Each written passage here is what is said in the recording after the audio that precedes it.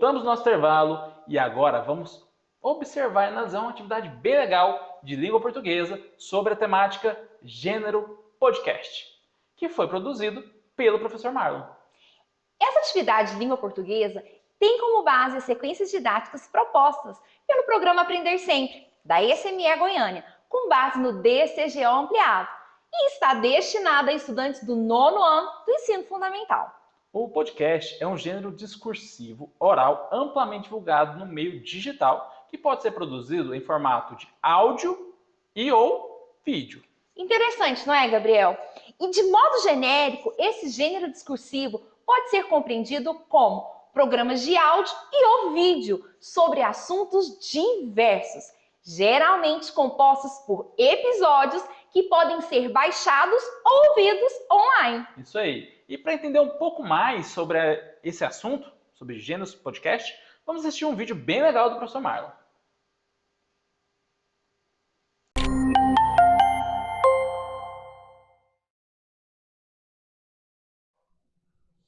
Olá, pessoal, tudo bem com vocês? Eu sou o professor Marlon, professor de língua portuguesa.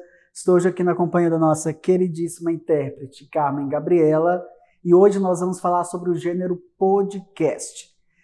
E nessa sequência didática, nós temos o objetivo de estudar as características e a função social desse gênero e também desenvolver algumas atividades de análise linguística de um fragmento de transcrição de um podcast. Mas antes disso, vamos refletir aqui um pouquinho. Você conhece esse gênero? Tem o hábito de ouvir algum podcast? Ou você sequer conhece um? Como um podcast pode ser utilizado em uma aula de língua portuguesa? Bem, espero que ao final dessa aula você consiga se apropriar mais a respeito desse gênero e também entender como podemos usá-lo em uma aula de análise linguística, por exemplo. Bem, o que é então o podcast, professor? É um gênero discursivo, oral, amplamente divulgado no meio digital, que pode ser produzido em formato de áudio ou também de vídeo. Então, de modo genérico, os podcasts podem ser entendidos como programas que estão situados em determinadas plataformas de áudio e são baixados e podem ser ouvidos no celular, no computador, online ou offline, né?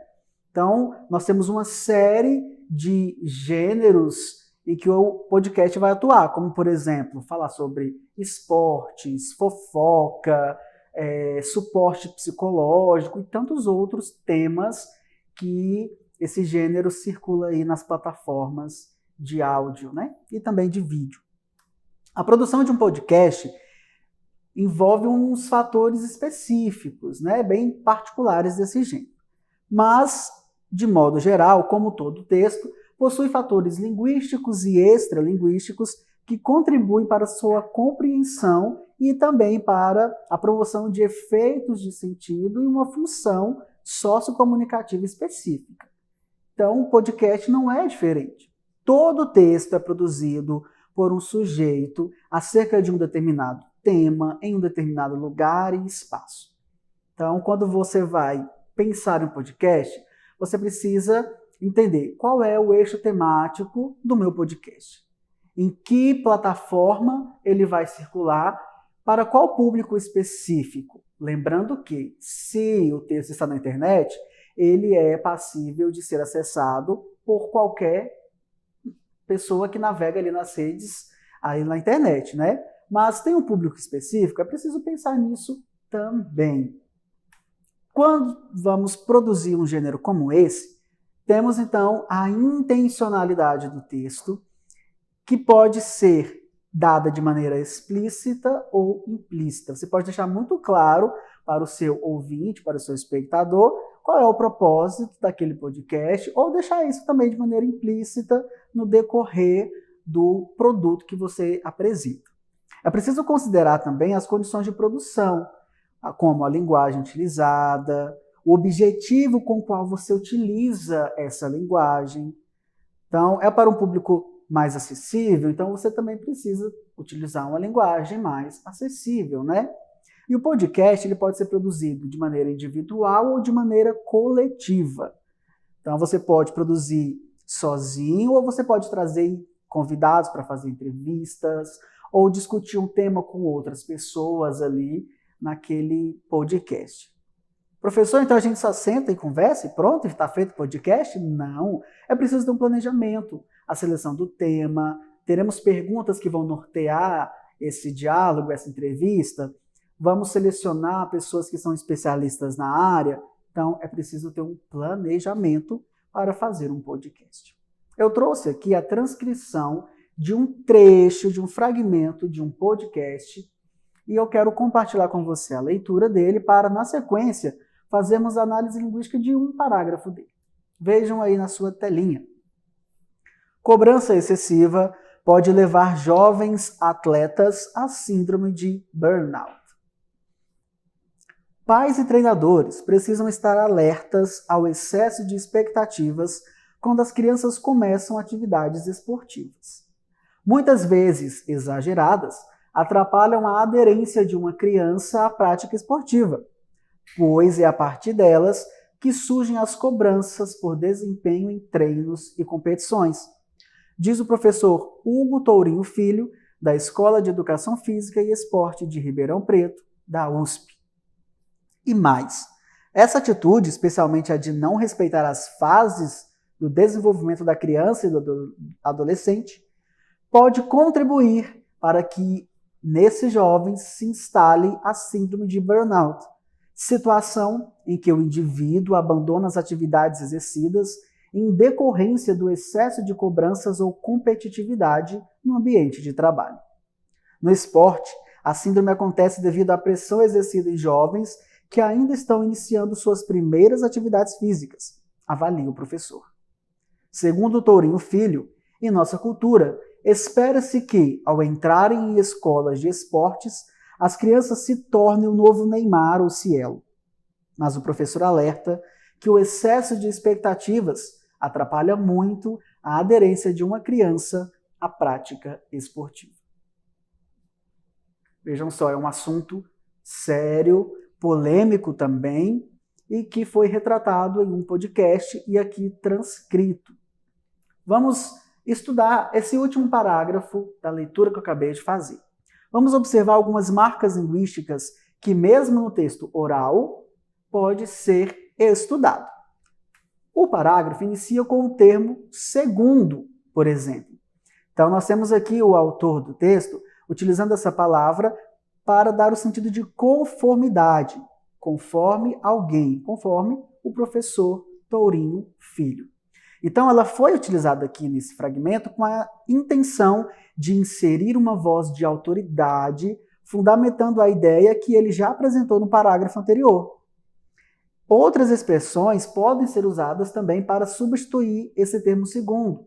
Pode ser o conforme, em conformidade, de acordo com, para não ficar repetitivo o seu texto toda vez que você for referenciar uma autoridade, uma voz de autoridade. Além desse termo, a forma verbal ao entrarem está no plural para concordar com a expressão as crianças, uma vez que essa funciona como um sujeito dessa forma verbal e vai aparecer só mais à frente após a vírgula. Assim, indica o tempo em que a ação proposta na oração seguinte ocorre, fazendo com que o texto ele tenha essa progressão.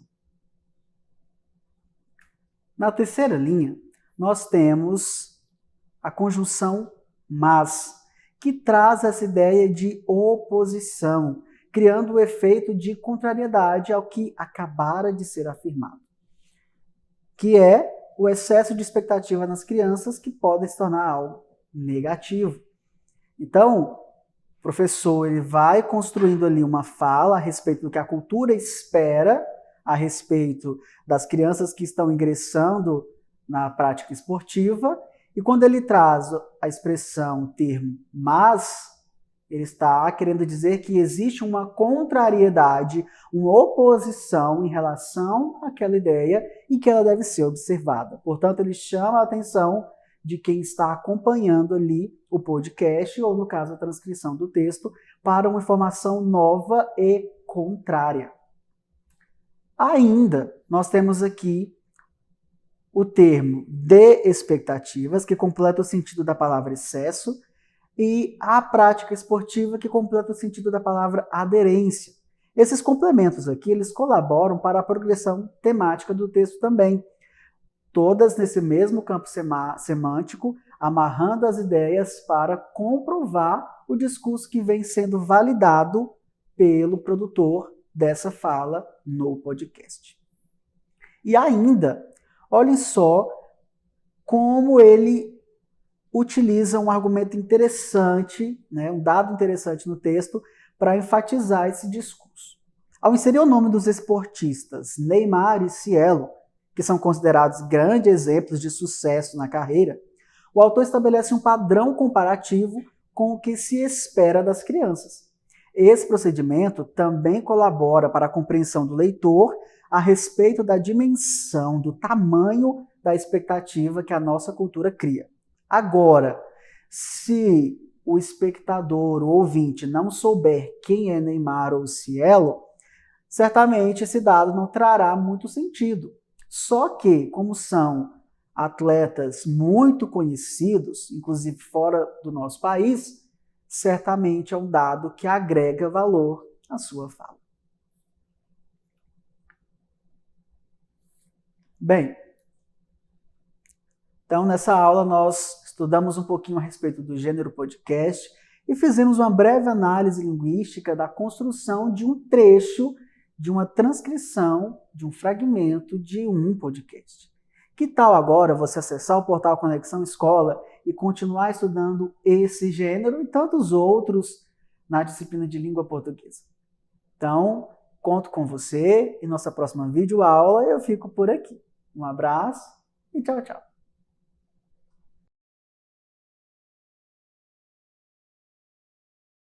Então é isso, pessoal. Estamos acabando por aqui hoje, mas não se esqueça de acessar o nosso portal. O endereço é www.sme.goiania.gov.br/Conexão Escola. O endereço está aparecendo aqui, ó, na telinha, junto com o QR Code. Tchau, tchau. Tchau.